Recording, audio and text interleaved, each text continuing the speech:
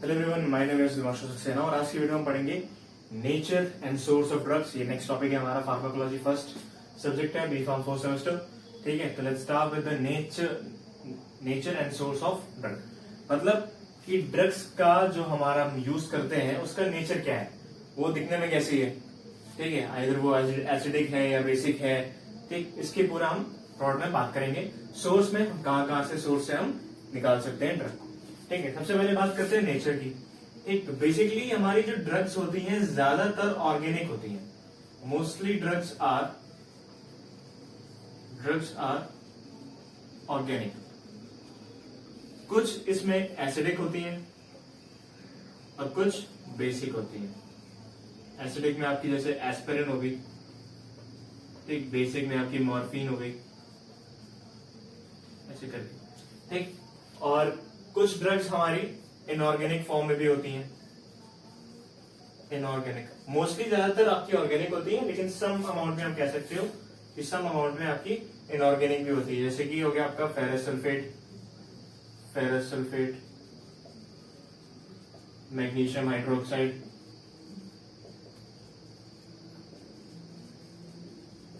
ऐसे करके। कुछ हमारी नॉन इलेक्ट्रोलाइट्स होती हैं। नॉन इलेक्ट्रोलाइट्स, अब नॉन इलेक्ट्रोलाइट्स में हमारा क्या क्या आ सकता है? एथेनॉल आ सकता है, ठीक, डाइएथाइल ईथर, ठीक। ज्यादातर इन फॉर्म्स में हमने ड्रग्स को नेचर के फॉर्म में हमने डिवाइड कर रखा है। मोस्टली ड्रग्स जो होती है वो ऑर्गेनिक होती हैं, कुछ हमारी इनऑर्गेनिक होती हैं और कुछ नॉन इलेक्ट्रोलाइट्स भी होती हैं, एथेनॉल वगैरह। ठीक, फिर हम बात करते हैं कि कुछ हमारी सॉलिड डोजेस फॉर्म्स होती हैं, कुछ लिक्विड डोजेस फॉर्म होती हैं। तो वो सब बताने की जरूरत नहीं है, आप लोगों ने बहुत पहले भी पढ़ रखा है। Solid doses form, liquid dosage form, वो सब आपको पता ही है। सॉलिड, लिक्विड, गैस, ठीक है, gases doses form, semi solid doses form, semi solid. ठीक, तो इन सब चीजों के बारे में आप पढ़ लेंगे, आपने पढ़ा भी हुआ फर्स्ट सेम में। ठीक है, नेक्स्ट हम बात करेंगे सोर्सेज ऑफ ड्रग्स के बारे में। सोर्सेज ऑफ ड्रग्स से बात करने से पहले तीन चीज और जानते हैं। Chemical name, non proprietary name और प्रोप्राइटरी नेम। केमिकल नेम,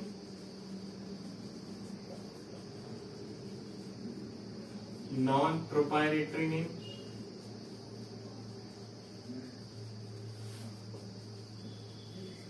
और प्रोप्राइटरी नेम।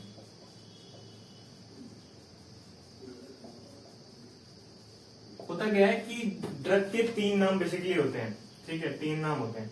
एक तो हमें पता है कि ड्रग का एक एपीआई होता है, तो उसके हिसाब से जो हम ड्रग का नाम रखते हैं, ठीक है, उस हिसाब से हमने तीन बेसिस के ऊपर ड्रग का नाम रखा हुआ है। पहला केमिकल नेम, जो हमारा केमिकल नेम है, कोई बेसिक जो एलिमेंट होगा उसके बीच में जो पूरा उसका आईयूपीएसी जो नेम होता है, आईयूपीएसी जो नेम होता है, जो नॉमेनक्लेचर होता है उसका पूरा टोटल, वो जो नेम होता है उसको हम बोलते हैं केमिकल नेम।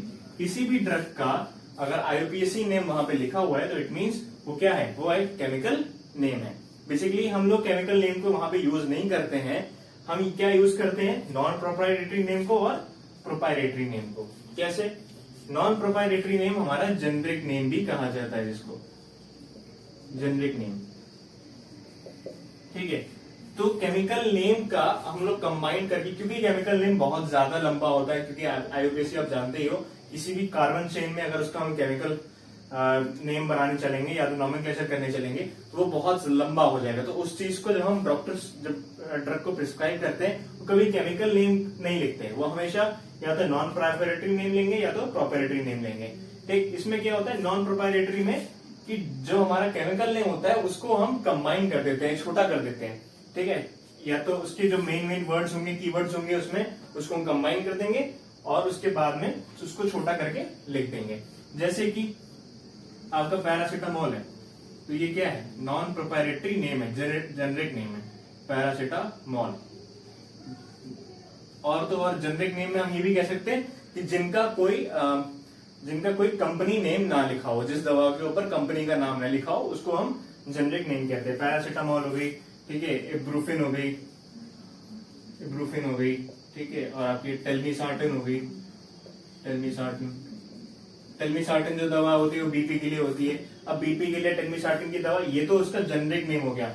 अब जो क्या होता है कि कई कई कंपनियां इसमें ही अब अलग नाम अपना जोड़ लेती है, तो वो कंपनी का नाम जो ब्रांड का नेम बन जाता है वो क्या हो जाता है, प्रोप्राइटरी नेम। प्रोप्राइटरी नेम क्या होता है, ये होता है ब्रांड का नेम।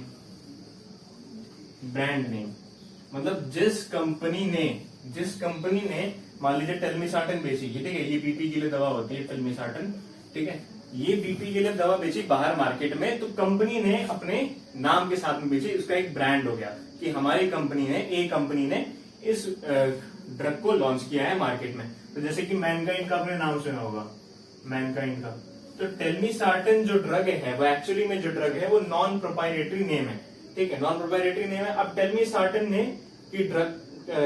जो ड्रग है वो अगर मैनकाइंड बेचता है तो कहीं ना कहीं हो जाती है टेलमिकाइंड। ठीक, टेलमिसार्टन है, टेलमिकाइंड हो जाती है। वो ज्यादातर क्या करते हैं, मैनकाइंड जितनी भी वो ड्रग्स होती हैं अपनी, वो हमेशा अपने आगे नाम के आगे काइंड लगाते हैं। जरूरी नहीं है कि हर कंपनी अपना जो ड्रग है उसके नाम के आगे अपना सफिक्स लगा देगा कंपनी का, वो जरूरी नहीं है, वो अलग अलग नाम से बेच सकता है, ठीक है। और बात हो गई, हाँ ये चीज भी हम कह सकते हैं कि किसी एक कंपनी का 2 ब्रांड भी हो सकता है, किसी एक कंपनी के 2 से 3 ब्रांड भी हो सकते हैं, 2 से 3 ब्रांड भी हो सकते हैं, ठीक है, ये बात समझ आ गई। अब हम बात करेंगे सोर्सेज ऑफ ड्रग्स की। अब हम बात करने वाले सोर्सेज के बारे में, किसके बारे में, सोर्सेज के बारे में। जो ड्रग्स हैं उनका सोर्स क्या है, ठीक, बेसिकली 2 चीजों में डिवाइड किया हुआ है, natural sources and synthetic sources. ठीक, क्या होता है नेचुरल सोर्सेज, जो कि हमारी पूरी नेचर के ऊपर डिपेंडेंट है, जो पूरी नेचर के ऊपर डिपेंडेंट है, nature dependent drugs,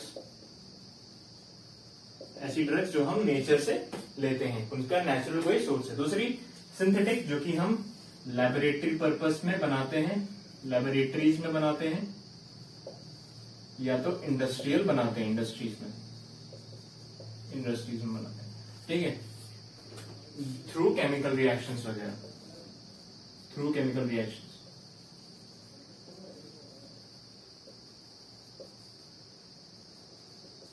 through chemical reaction, ठीक। नेचुरल में हमारे पास में 4 सब कैटेगरीज हैं। पहला प्लांट, पता ही आपको, प्लांट से हम लोग काफी सारी चीजें, काफी सारी ड्रग्स जो है हम डिराइव करते हैं, जैसे कि सन्ना की लीव्स हो गई, ठीक है, आपका ओपीम हो गई,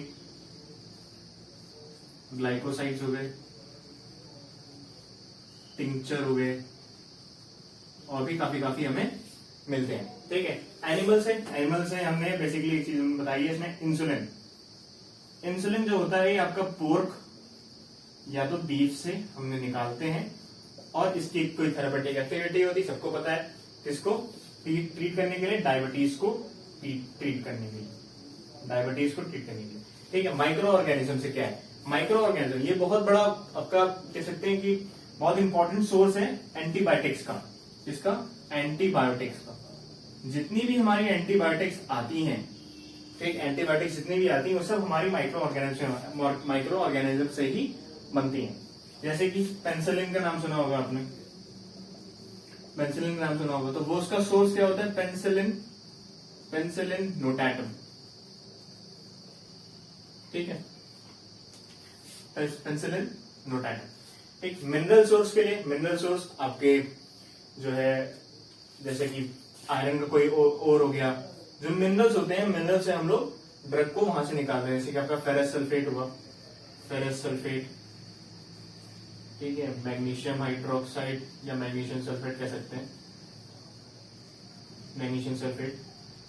जो फेरस सल्फेट होता है वो आपका जो अनीमिया होता है, खून की कमी हो जाती है, जिसको मैं बोलता हूँ अनीमिया, उसमें ट्रीट करने के लिए होता है। मैग्नीशियम सल्फेट जो होता है आपका एंटासिड होता है, ठीक, एंटासिड होता है। तो ये सब बात हो गई मिनरल, माइक्रो ऑर्गेनिज्म, एनिमल और प्लांट की। सिंथेटिक में आपको पता है, मैंने बताया कि थ्रू केमिकल रिएक्शन हम लेबोरेटरी में, इंडस्ट्रीज में बनाते हैं। सिंथेटिक आपका क्लियर हो गया, ठीक।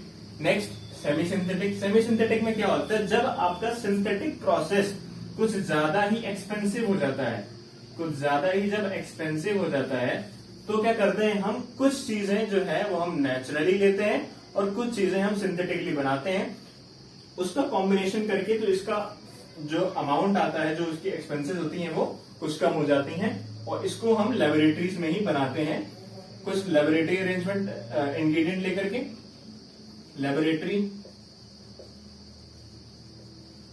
इंग्रेडिएंट्स लेकर के और कुछ नेचुरल इंग्रेडिएंट्स लेकर के हम लोग एक सेमी सिंथेटिक ड्रग को प्रोड्यूस करते हैं। बायोसिंथेटिक क्या होता है, यहाँ पे एक बहुत बड़ा रोल है मॉलिक्यूलर बायोलॉजी का, मॉलिक्यूलर बायोलॉजी का, जिसमें एक टर्म होता है DNA recombinant technology, DNA recombinant